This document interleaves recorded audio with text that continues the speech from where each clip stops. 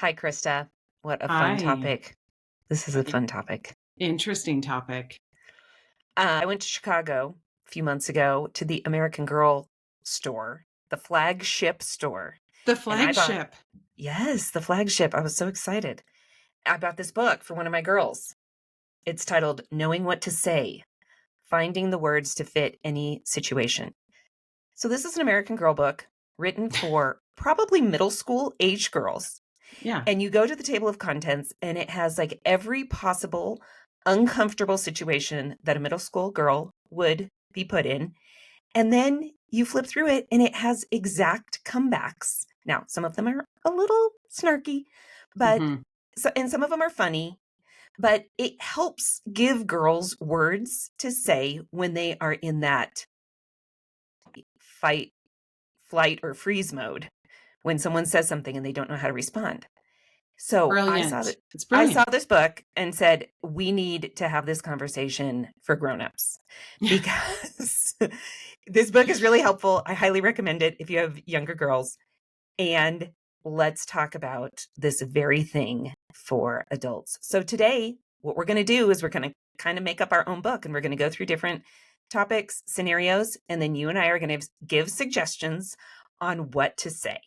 hmm And we want to talk about this because we want to help each other in relationships. And it's sometimes awkward moments can either take a conversation one direction or another. And so let's help steer the conversation in the direction we want it to go and take some agency, make some decisions. It's our time to rise in all of the awkward moments. hmm So we're just going to jump in. You ready? Let's do it. Okay. The first was actually taken from this book. The first topic is what to say after the initial hello. So this is hmm just small talk. Like, what do you say after you're like, hey, how are you? hmm Yeah. And that for some personalities is one of the hardest because Mm-hmm, they just feel like, what do I say? Like, I don't want to ask, what do you do? Because that's one of mm-hmm, the things you're not supposed to say to people, actually. Right? Even though it's an easy thing to say, it's one of the things we're trying not to just define people by what they do or measure somehow in that way. mm-hmm, So here's a couple of suggestions that are really easy. The first one is what brought you to this event, the party, kind of the what's our common connection that brings mm-hmm, us both to this place today. So mm-hmm, that's a really easy one. Another one is, so what is this season bringing for you? So mm-hmm, let's say it's winter or it's spring, and they might start talking about their bike riding or mm-hmm, their kids' soccer or lacrosse practices or whatever. mm-hmm, But it opens the door for you. Anything that's going to help find common ground or something you can ask more about mm-hmm, is helpful. mm-hmm. What are a couple Yeah. you have? Well, it's interesting. I recently read an article in the Harvard Review about the Ford method, and it's just really common sense. But for those of us who might be in that freeze mode when we're like, I have no idea what to say to this person, you can quickly go through Ford. It's an acronym of general topics: family, occupation, recreation, dreams. And we're going to link to an article, but it says obviously you don't want to go through all four of those. Like, okay, now I'm going through F, now I'm going through O. hmm But depending on the setting and just what is happening around you, you can ask general questions. And then, like you said, it opens up a door that you can then go down that path to go further. Because if someone says they like to go bike riding, that there's all kinds of questions, follow-up questions you can ask. So the Ford method just reminds you these are four areas that you may want to explore with someone. And like occupation, that might be at a work networking event where you know what someone does, but you just want to ask, like, how did you get into this industry? Tell me mm about your team. What do you like about where you work? What are you hoping to accomplish this year? Like, those are all under that category of occupation. mm And you can just go with it and it fits the setting. hmm Yeah, I really like that. It's Okay. helpful. The Ford The Ford. method. Mm-hmm. Yeah. And Well, you, and then another question that I actually, this one may feel a little more awkward to ask, but I have to say, whenever I've asked it, it leads to the best conversations. And that is, what are you excited? What have you been excited about lately? mm-hmm. And And that would people fall under actually, the dreams of the Ford, the D. Yes. yes. So, and people are a little bit like sometimes they even like don't even they'll react to that question. They'll go, "Oh, well," and they have to think about it for a minute because they're not sure what they've been excited about, but usually they find something Mm-hmm. that they're excited about. So, that's a little I would say that's maybe a little bit of a 2.0 question. Yeah. Or if you feel comfortable usually with small talk, then that maybe question comes a little more easily. Yeah. And small talk can happen with people you already know. So that kind of deeper question, as they talk about in the Ford method, it may be appropriate to ask those deeper questions with someone you know but don't know well, because small Mhm. talk often happens with people we've met before, but we just don't really know what to talk to them about. Okay. Moving on. Let's go to the next one, which is the scenario. You've been on the sports sidelines with the same parent for a year, and at this point, you feel silly asking their name. What do you say? Or when Mm-hmm. you forget someone's name. Mm-hmm. I always think about Dave Runyon in his book, The Art of Neighboring, where he talks about you should really know the names of all of your neighbors right around you. He just says you gotta walk up to them and admit it. It's going to be an awkward moment, and just acknowledge the awkward and say, "I'm so sorry. This is awkward.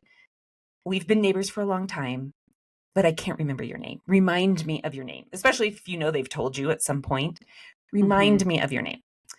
I'm not great at that, but that's what he says to do. And then to go write it down, which I do have notes in my phone for different groups of people that are acquaintances because my memory is not dependable. And so I will put it in the notes for that group as it happens. So that's just a tip, but it doesn't help me in the moment when I don't remember.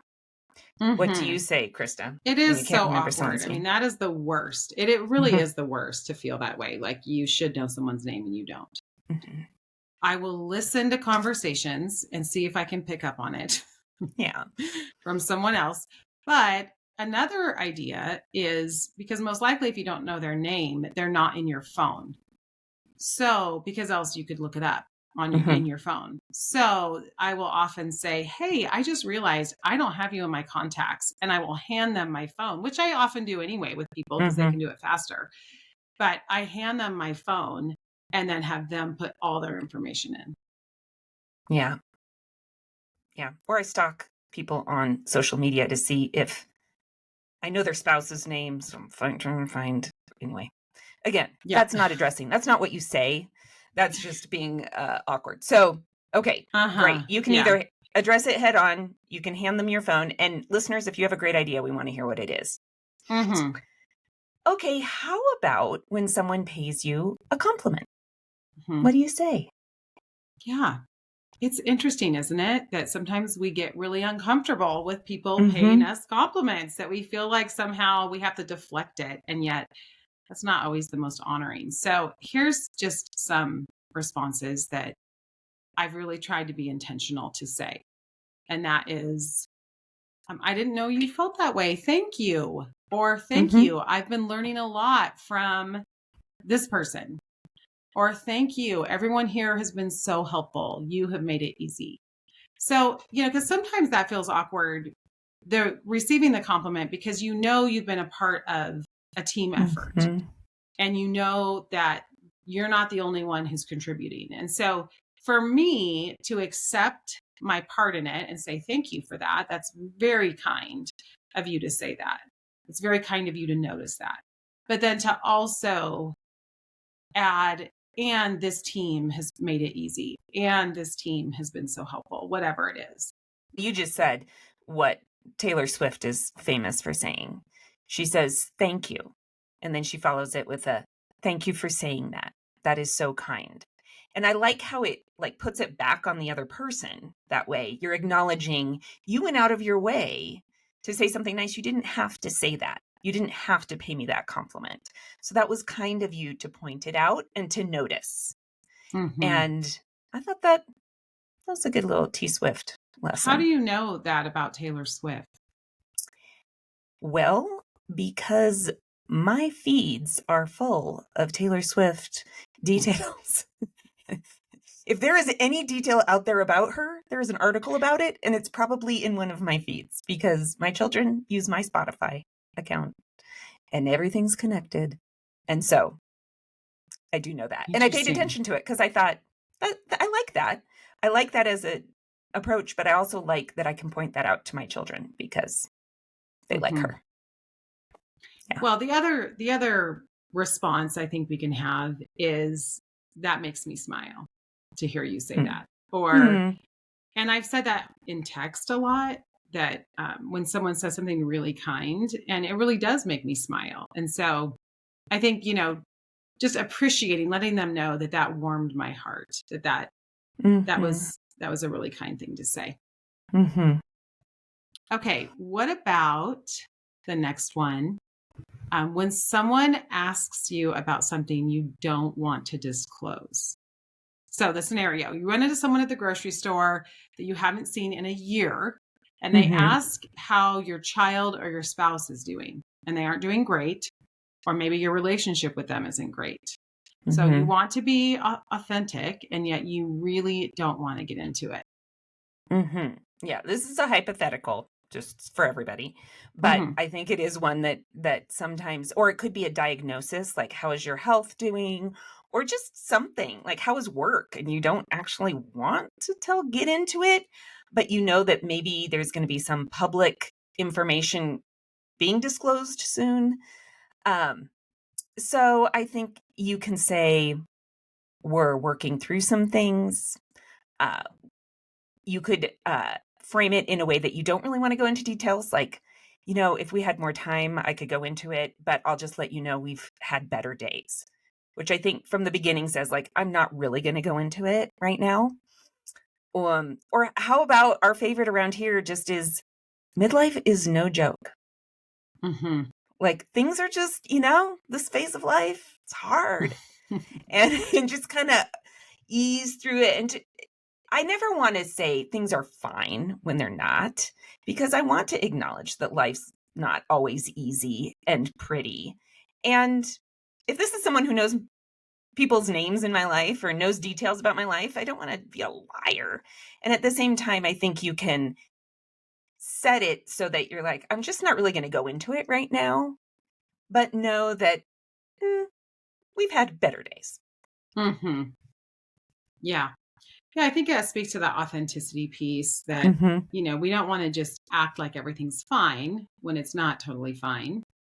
But we also want to maybe have some boundaries up for whatever reason. Mm-hmm. So, in a similar manner, really, it's kind of just a different flavor of exactly what you said. But another thing we could say is it's been a tough season, which nods to that authenticity. But we can also say, but God has been teaching me so much. Because, and that is true. In every tough season, Yes. God is teaching me. And that is usually when I grow the most. So, and that feels a little bit hope filled so that the Mm-hmm. person on the other end also doesn't have to feel awkward or not know what to say. Because that's, you could say, yeah, it's been a tough season. And, but God, there's that hope that God is really teaching me. And maybe then they'll, talk about that instead, about what is God teaching you. And then that just feels a little different than sharing about the direct scenario. Mm-hmm. Okay, well, what about when the opposite is true? When you run into someone and they give you an unexpected update on their life. So, same scenario as before. You run into someone at the grocery store, but they tell you something that you weren't expecting. So, maybe there's an element of shock, of surprise. And again, this could be about a marriage, it could be about a diagnosis or a death, something that feels jolting to you in that moment where we have to, this is when I tell myself, like, remember your face. Like we're thinking about how we're responding, not just in our words, but with our body language as well. Um, Mhm. what do you do in those situations? I think the first thing want to do in those situations is just acknowledge what a difficult season it is for them. And just say that, this must be such a difficult and hard season for you or time for you. And then I often will follow it up with a question: are you getting the support you need? Hmm. Or this is really heavy news. What's getting you through it? Which is, kind of the same thing. Hmm. Right. Yeah. I think sometimes just saying, I'm so very sorry. I do sometimes wait to see if someone gives more. Um, and I will sometimes follow up with, how are you doing today? Because then they can Hmm. take it as detailed as they want. Or they can just say, today's not a good day, or I'm getting through it. like like we talked about in the last scenario. So I like having those kinds of questions that people can choose how personal they want to get in that moment. And Yeah. And well, I did just have this happen recently when I was at the grocery store and ran into someone. And I was surprised at how long we stood there and talked in the middle of the produce section, and how she just kept talking. And I was like, I'll stand here for as long as you want to. These are your details that you are saying publicly. Um, but I just made myself available and didn't really say very much. mhm. Yeah, I think that acknowledgement that something is hard is really significant. Just it's that I see you. I see Hmm. you. And some people say that. I know that can maybe feel a little awkward, but I see you in this, and I'm going to continue seeing you in this. I'm not forgetting that you are in this season of pain. And that's one of the things that I have found also to be helpful, is to keep circling back with people, to not Hmm. forget them.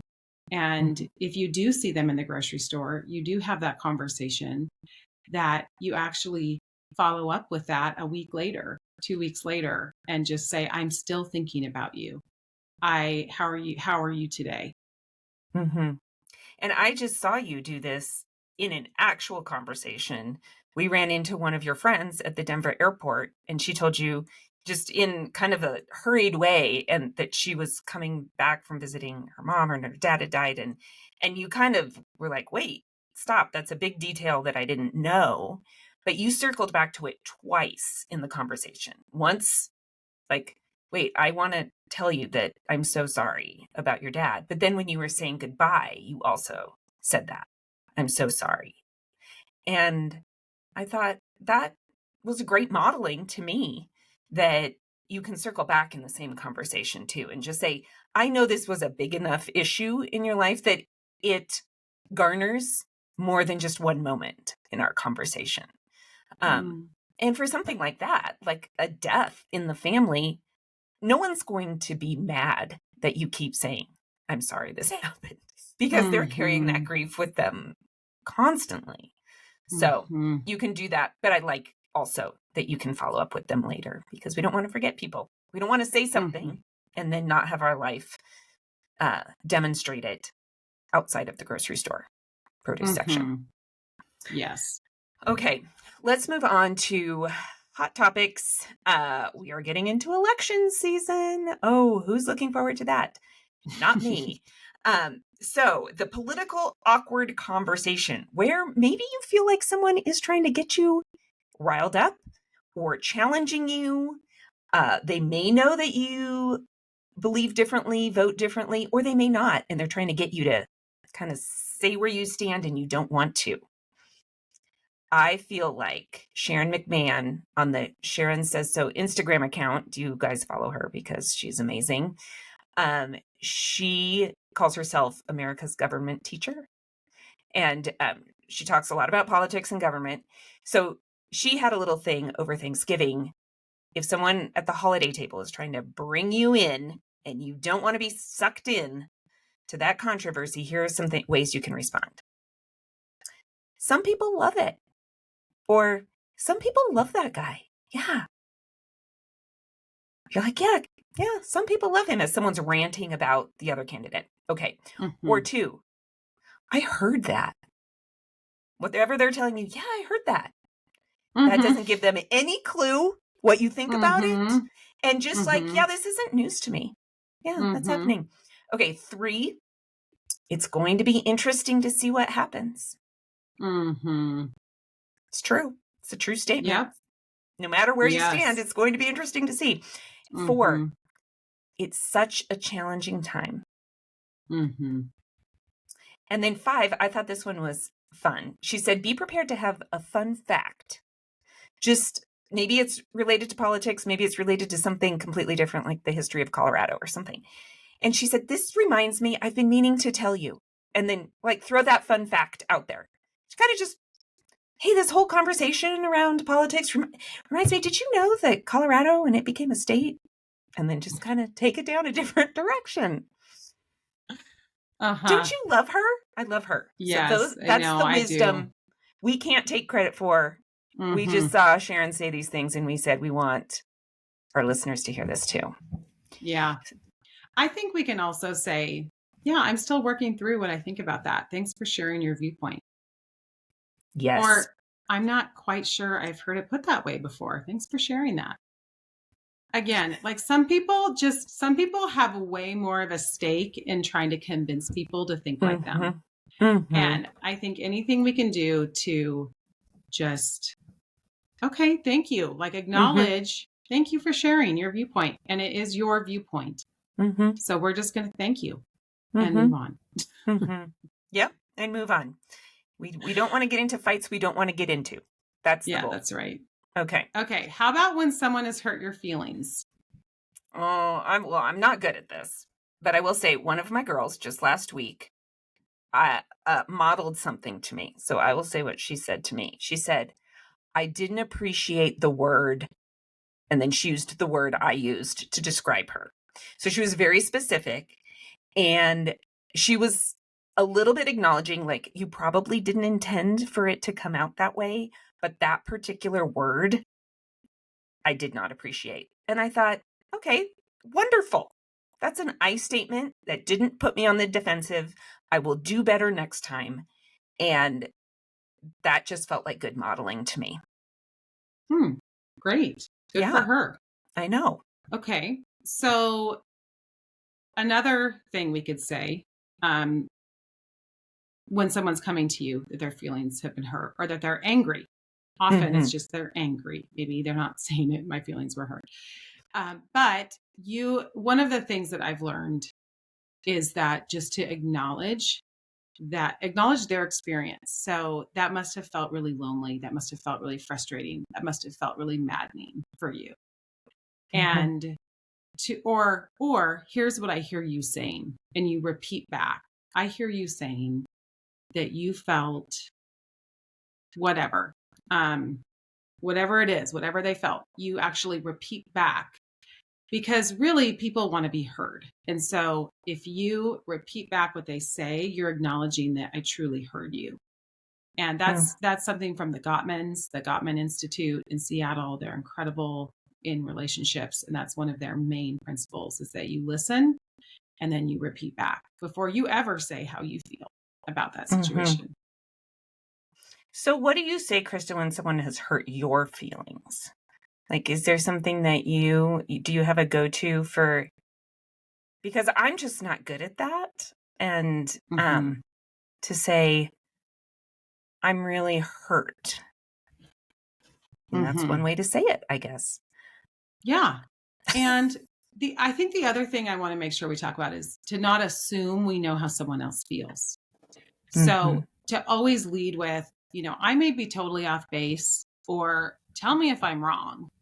But I'm sensing something is wrong. So that's if you have something with if someone else is maybe cool or a little bit distant from you, to say, I may be wrong in this, but you seem distant. Did I do something? And then if you need to talk to someone else, I usually just lead with, I've been thinking about whether I should bring this up or not. So they know it's not just like on a whim, but can I talk to you Mhm. about something? Mhm. Um, just so that there's some thoughtfulness in it, but also, I feel like this is probably something for the good of our relationship I need to talk to you about. Can we have a conversation? Is there a time that you're free? Now, one Mhm. of the things I hate being on the other end of is when someone says, I need to talk to you. How about next week? And then I have Mm. an entire week to stew about it. Mhm. I Mm. don't like that personally because Mhm. I tend to want unity in my relationships. Mhm. And so, I think it's more caring and maybe a kinder thing to do to say, is there a time in the next day or two that you and I can chat?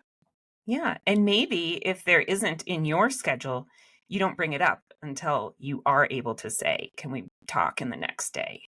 Yes. Because, yes, I agree. Hmm. That's a Hmm. nightmare. It's like the Yeah. Enneagram 6's nightmare Right. for No, I someone to be hate like, "I that. need to talk to you and not tell you why." Right. Um, What okay. about, let's talk about the flip side as our final question today. Yes. What about when something good happens to someone? Because we Mhm. often really neglect celebrating people in a way that really honors them by our words. So, what can we say? Mhm. I think, if it's something they've worked for, you've worked so hard for this. It's fun to watch it be successful for you.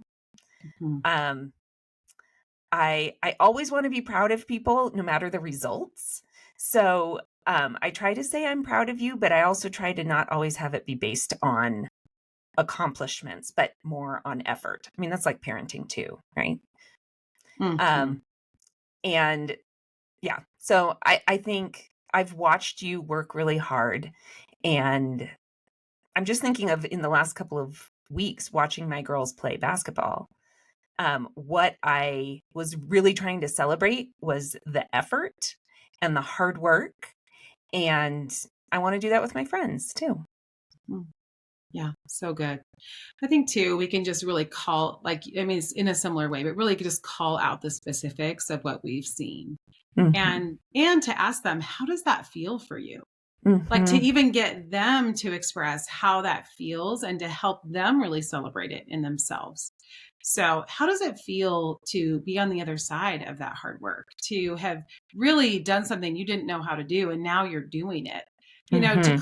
call out that good, I think is so beautiful. Mhm. Yeah. Well, our words matter and we don't always know what to say. So we're Mm. here to give each other ideas, to support each other, and we want to hear your ideas. So tell us what you say in those awkward moments when you don't really know what to say next, what you have in your back pocket as a prep phrase. Okay, I love it. Have a great day, everybody. Bye. Okay, bye.